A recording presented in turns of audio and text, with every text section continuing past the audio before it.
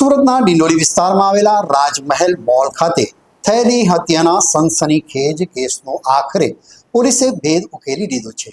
ડિંડોલી પોલીસે ઝડપી કાર્યવાહી કરીને હત્યામાં સંડોવાયેલા 3 શંકાસ્પદ યુવકોને સાપુતારા જતા રસ્તા ઉપરથી ઝડપી પાડી વધુ તપાસ હાથ ધરી છે। ડિંડોલી રાજમહેલ મોલ પાસે થયેલી હત્યામાં 3 હત્યારા યુવકોની સાપુતારા જતા રસ્તા પરથી ધરપકડ કરવામાં આવી છે।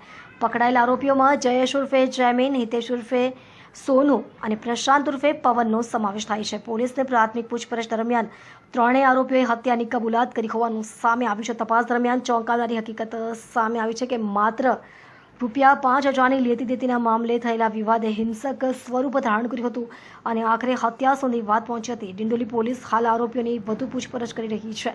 ઘટનાક્રમ અને અન્ય કોઈ વ્યક્તિની સંડોવણી અંગે પણ તપાસ ચાલી રહી છે। સમગ્ર ઘટનાનો ખુલાસો થયા બાદ આ વિસ્તારમાં ચર્ચાનો માહોલ સર્જાયો છે।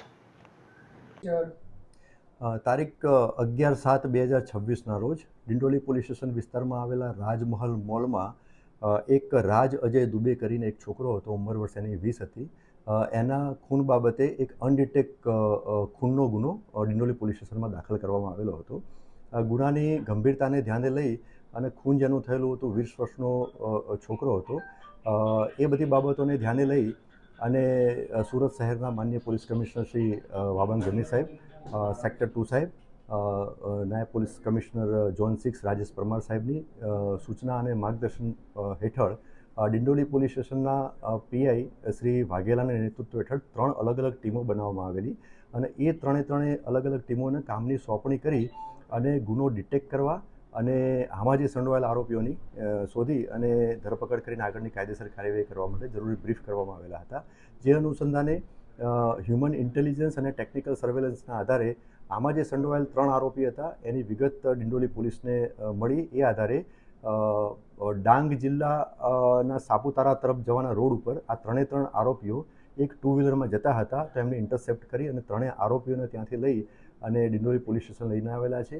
એમની પ્રાથમિક પૂછપરછ અત્યારે હાલ ચાલુ છે। પ્રાથમિક પૂછપરછમાં એમને ગુનો કરેલાની કબૂલાત કરેલ છે અને આ જે ગુનો જે મોટિવ હતો આ 3 આરોપીનો, એમાં એ રીતનું હતું કે 3 આરોપીના પહેલાં તો નામ જણાવું કે 3 આરોપી પૈકી પહેલા આરોપીનું નામ છે જયેશ ઉર્ફે જૈમિન ભરત વૈષ્ણવ, એની ઉંમર વર્ષ છે 20 અને એ સાઈ દર્શન રેસિડેન્સી ડિંડોલી વિસ્તારનો રહેવાસી છે। બીજા આરોપીનું નામ છે હિતેશ ઉર્ફે સોનુ મનોજ કટિયાર, એની ઉંમર વર્ષ 19 છે, એ પણ સાઈ દર્શન રેસિડેન્સી ડિંડોલી સુરતનો રહેવાસી છે। અને ત્રીજા આરોપીનું નામ છે પ્રશાંત ઉર્ફે પવન ઉર્ફે બાશી રાજુ સિંધે, એની ઉંમર વર્ષ 19 છે, એ છત્રપતિ શિવાજીનગર લિંબાયતનો રહેવાસી છે। આ 3 આરોપી અને જે ભોગ બનનાર જે છે એ બધા મિત્રો હતા। આ જે 3 આરોપી પૈકી 2 આરોપી એટલે કે જયેશ વૈષ્ણવ અને હિતેશ કટિયારે એને અને વિક્ટિમ જે છે ભોગ બનનાર રાજ અજય દુબેને એને પૈસાની લેતી દેતીની મેટર હતી।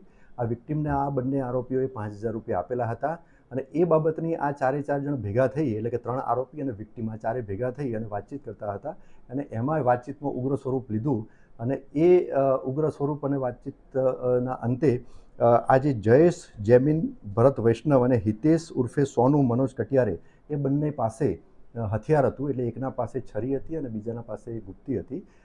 તો એની ઉપયોગ કરી અને આ વિક્ટિમને એ ગંભીર ઈજા કરવામાં આવેલી હતી, જેના કારણે આ વિક્ટિમનું મોત થયેલું છે। હાલમાં ગુનાની તપાસ ચાલુ છે। બંને હથિયારની વાત કરું તો હાલમાં પ્રાથમિક પૂછપરછ ચાલુ છે। હથિયાર હજુ રિકવર કરવાના બાકી છે અને આ 3 આરોપી જે 2 વ્હીલર ઉપર ભાગ્યા હતા એ 2 વ્હીલર પણ પોલીસે તપાસ દરમિયાન હસ્તગત કરેલું છે અને એને કબજે કરી અને આગળની કાયદેસર કાર્યવાહી કરવાની ચાલુ છે। આ 3 આરોપીઓ પૈકી એક પ્રશાંત ઉર્ફે પવન ઉર્ફે બાસી રાજુ સિંધે, એના વિરુદ્ધમાં અગાઉ લિંબાયત પોલીસ સ્ટેશનમાં 2024માં એક શરીર સંબંધી ગુનો પણ દાખલ થયેલ હતો। આમ હાલમાં આ ગુનાની તપાસ ચાલુ છે।